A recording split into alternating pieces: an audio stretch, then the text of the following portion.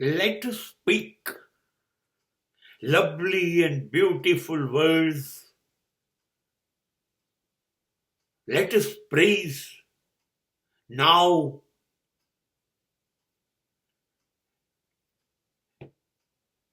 at this moment in a graveyard,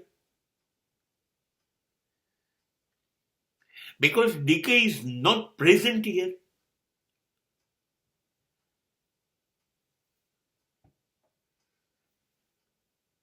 Let us praise decay now.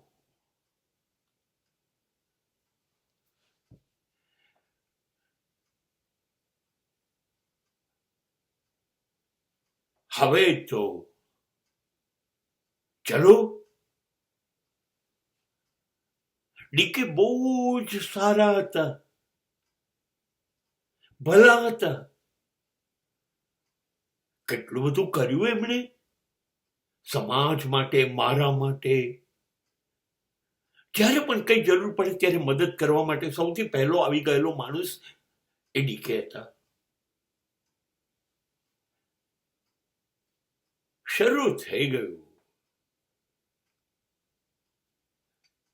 આ શોક પ્રદર્શિત કરતી વખતે દરેક જણનું હું નથી એવું બોલવાનું જૂઠું જૂઠું જૂઠું શરૂ થઈ ગયું. જ્યારે આપણે મરીએ, મૃત્યુ પામીએ, ત્યારે આપણે અદ્ભુત થઈ જઈએ. કદાચ જીવનમાં ક્યારેય નહોતા એવા સરસ લોકોને લાગવા માંડીએ, શ્રેષ્ઠ બની જઈએ, સજ્જન બની જઈએ. આપણામાં કોઈ ભૂલ જ ના હોય. નહીં, કેટલા બધા લોકો કેવા વખાણ કરવા માંડે, આપણા સિવાય કોઈ વાત જ નહીં. અંદરથી દરેક જણ જાણે છે કે આપણે ખોટું બોલી રહ્યા છે. સાચું કહું, નનામી પર મને બાંધેલો ને ત્યારે મારું શરીર તો ખતમ થઈ ગયું હતું.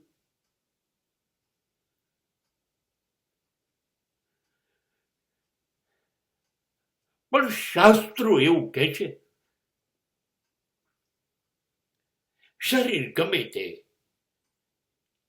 ખતમ થઈ જાય પણ 13 દિવસ સુધી મારી અંદર રહેલી શક્તિ, મારો આત્મા ત્યાં ને ત્યાં જ ફરતો હોય, ત્યાં જ હોય.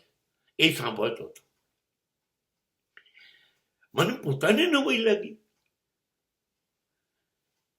કે આ બધા કહી રહ્યા છે એવું હું છું, મારા માટે કહી રહ્યા. મને તો ખબર નથી કે હું આટલો સરસ હતો, આટલો બધાને મદદરૂપ. હું બહુ ખાનદાન હતો, હું બહુ સજ્જન. અરે વાહ, હું તો ઈશ્વરની કક્ષાનો માણસ હતો. બધી અબ્બી હાલ મને ખબર પડે છે. આ કેટલા બધા ભલા માણસો છે. જે હું નહોતો એ બધું કહે છે. બસ આ જ થશે,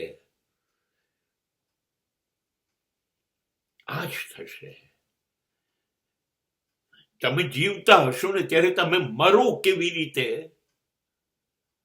એ અંગે સતત આયોજન કરનારા માણસો તમારા મૃત્યુ પછી તમે કેટલા મહાન હતા એ સાબિત કરવામાં લાગી જશે.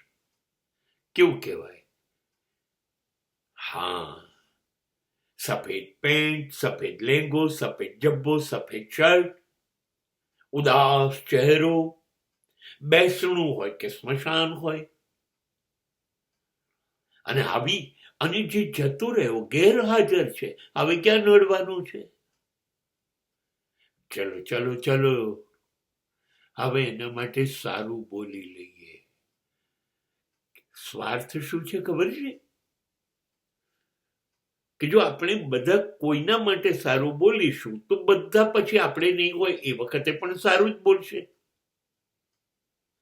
નહીં, બધી જ ગણતરી. અને બીજું કે હવે તો છે જ નહીં તો આપણને ક્યાં નડવાનું છે? તો સારું જ બોલો, આંખો થોડીક ભીની કરો, અવાજ માં ગંભીરતા ધારણ કરીને દર્દ રજૂ કરો. બસ એક અડધો કલાકનો તો સવાલ છે. પછી એ તો એના રસ્તે જતો રહ્યો, આપણે આપણા રસ્તે.